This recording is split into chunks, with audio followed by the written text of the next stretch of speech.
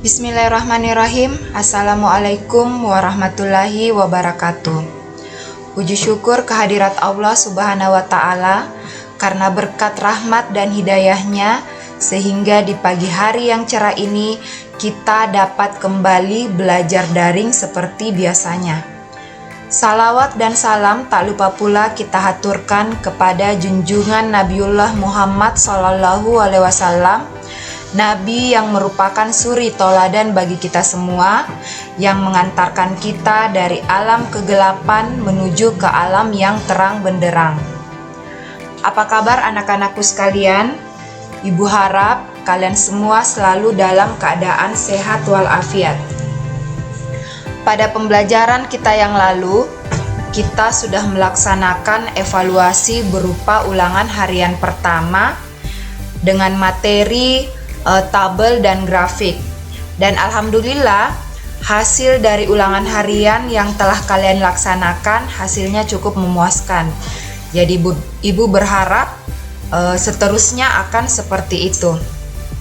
Baik, tidak perlu berlama-lama lagi. Materi kita hari ini sudah masuk ke bab 2, yaitu menerangkan informasi teks naratif objektif tentang riwayat tokoh. Adapun tujuan pembelajaran yang akan kita capai hari ini, yaitu setelah kalian mengikuti dan melaksanakan kegiatan pembelajaran ini, kalian diharapkan dapat yang pertama, menjawab pertanyaan tentang isi teks riwayat hidup tokoh. Tujuan pembelajaran yang kedua, mengidentifikasi pokok-pokok isi teks naratif tentang riwayat hidup tokoh. Lalu tujuan yang ketiga yaitu menyimpulkan hal-hal menarik, permasalahan yang dihadapi tokoh, serta keteladanan tokoh. Yang keempat, mengisahkan riwayat hidup tokoh. Yang kelima, menanggapi cerita riwayat hidup tokoh. Keenam, mengidentifikasi ciri-ciri autobiografi. Dan yang terakhir, menjelaskan gaya tutur dalam buku autobiografi.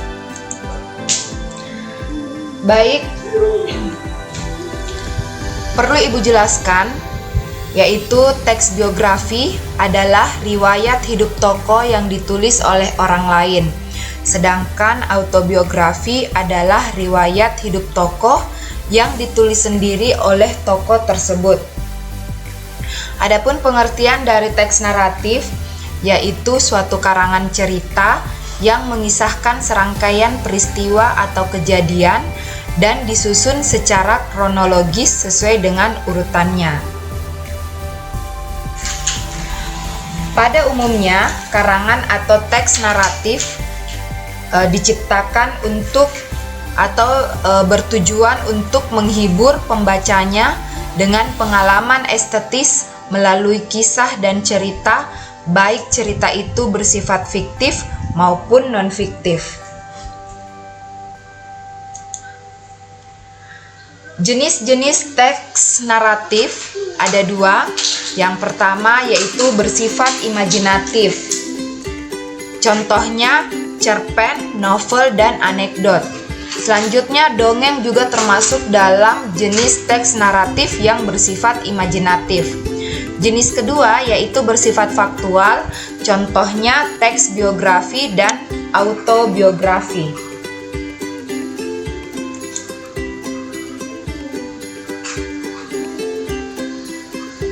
Ya. Selanjutnya, karakteristik dari teks naratif. Jadi sebuah teks naratif memiliki ciri-ciri atau karakteristik yang membedakan dengan jenis teks lainnya, seperti teks deskripsi, eksposisi, persuasi, argumentasi, dan sebagainya.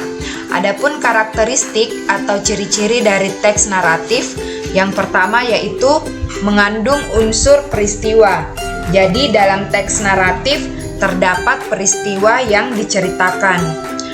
Karakter yang kedua yaitu peristiwa terjalin secara kronologis.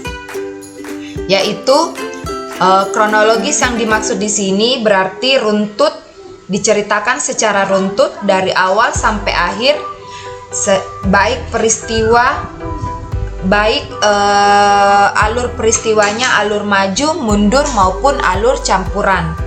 Karakter yang ketiga yaitu mengandung unsur tokoh atau pelaku peristiwa. Karena merupakan sebuah peristiwa, maka secara otomatis ada tokoh yang mengalami peristiwa tersebut. Lalu karakter yang keempat yaitu mengandung unsur latar peristiwa. Jadi dalam peristiwa tersebut terjadi di suatu tempat, waktu, suasana yang disebut dengan latar atau setting, ya.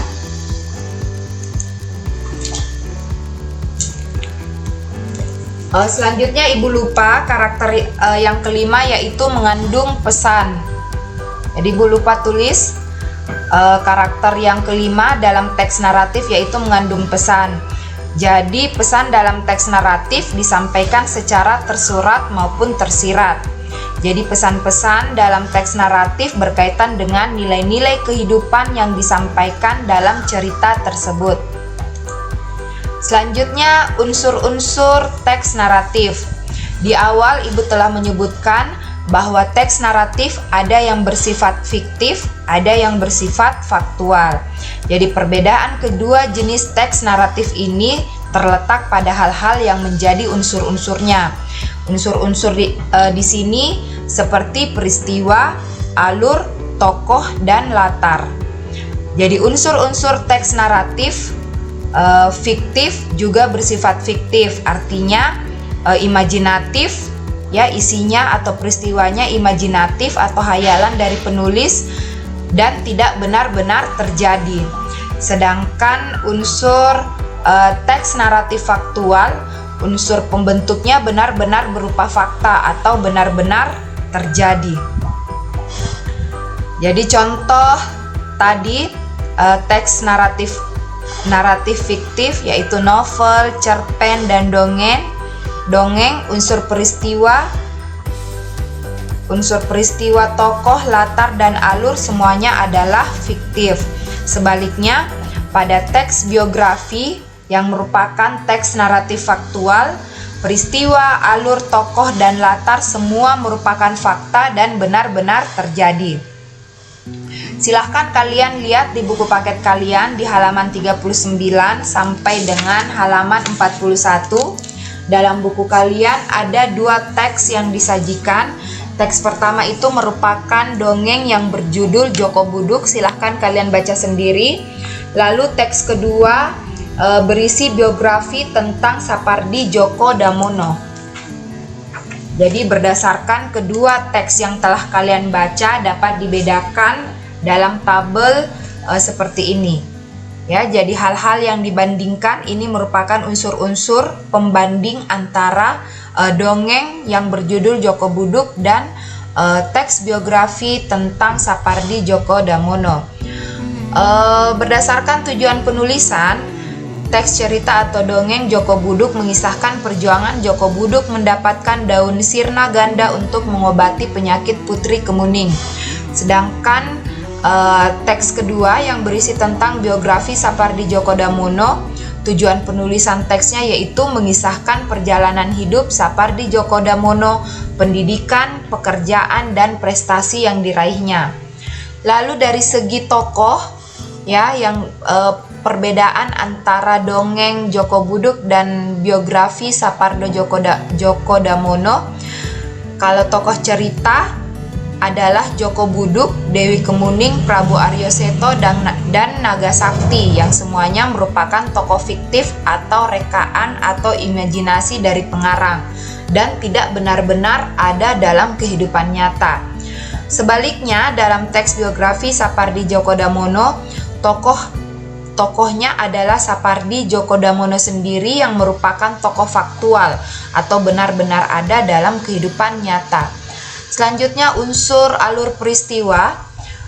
Dalam dongeng Joko Buduk, peristiwa awal sampai akhir cerita merupakan peristiwa fiktif atau imajinasi dan tidak benar-benar terjadi. Sedangkan dalam teks biografi Sapardi Djoko Damono, peristiwa yang dialami tokoh merupakan peristiwa faktual dan benar-benar terjadi dan dialami oleh tokoh. Selanjutnya latar dalam dongeng Joko Buduk. Latar, tempat, waktu, dan suasana dalam cerita merupakan latar fiktif, jadi tidak benar-benar terjadi dalam kehidupan nyata atau hanya rekaan dari penulis. Sedangkan latar dalam teks biografi Sapardi Djoko Damono, mulai dari tempat, waktu, dan suasana dalam cerita benar-benar ada dan dapat ditemukan dalam kehidupan nyata. Selanjutnya unsur yang terakhir yaitu pesan moral. Pesan moral dalam dongeng Joko Buduk yaitu Tuhan akan memberi petunjuk kepada umat manusia yang meminta kepadanya. Selanjutnya pesan moral yang terdapat dalam teks biografi Sapardi Djoko Damono yaitu jika berusaha dengan sungguh-sungguh kita akan meraih kesuksesan. Baik anak-anakku sekalian, itulah tadi mungkin sedikit penjelasan tentang menerangkan informasi teks naratif objektif tentang riwayat tokoh. Ibu harap apa yang Ibu jelaskan hari ini dapat kalian pahami dengan baik. Sebagai penutup, Ibu akan memberikan seperti biasanya, Ibu akan memberikan tugas mandiri kepada kalian. Yang pertama, tugasnya yaitu temukan cerita favoritmu, baik itu berupa cerpen singkat, dongeng singkat, maupun novel singkat. Dan biografi tokoh idolamu. Jadi cerita favorit dan biografi tokoh idola dapat kalian browsing melalui Google ya, bisa kalian cari di Google. Selanjutnya setelah kalian temukan cerita favorit dan biografi tokoh idolamu, identifikasikan peristiwa, tokoh, dan latar kedua cerita tersebut. Jadi tidak kelima unsur yang kalian tuliskan, hanya 3, mulai dari peristiwa ya, alur peristiwanya. Tadi Ibu sudah ini alur peristiwa, lalu tokoh. Jadi seperti ini ya. Jadi teks pertama tokohnya seperti apa, biografi idola kalian seperti apa. Selanjutnya latar kedua cerita tersebut ya. Jadi latarnya mulai dari latar tempat, waktu, dan suasana ya, kalian jelaskan secara singkat. Setelah itu yang ketiga, jelaskan apakah kedua teks tersebut termasuk jenis teks naratif atau bukan dengan disertai argumenmu. Jadi apakah cerita favorit yang kalian temukan dan biografi tokoh idola yang kalian dapatkan apakah termasuk jenis teks naratif? Kalau iya, tuliskan alasanmu kenapa dikatakan seperti itu. Ya, selanjutnya yang keempat, jika termasuk teks naratif, jelaskan apakah teks tersebut termasuk naratif fiktif atau faktual. Lalu jelaskan alasanmu. Ya, jadi kalau misalnya cerita favoritmu merupakan teks naratif fiktif, jelaskan alasan kenapa dikatakan teks naratif fiktif. Lalu kalau biografi jelas ya, dia merupakan teks naratif faktual, jelaskan alasan kenapa sampai dikatakan teks biografi merupakan teks naratif faktual.